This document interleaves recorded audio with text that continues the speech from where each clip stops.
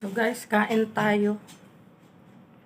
Late lunch ko na to guys. So mayroon ako ditong fried chicken at saka yung ginisang sayote guys.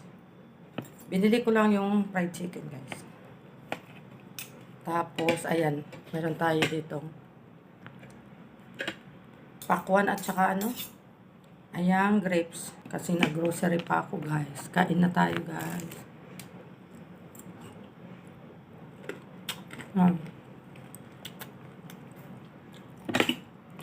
Late na. Pag 2:30 na. Kain muna ako guys.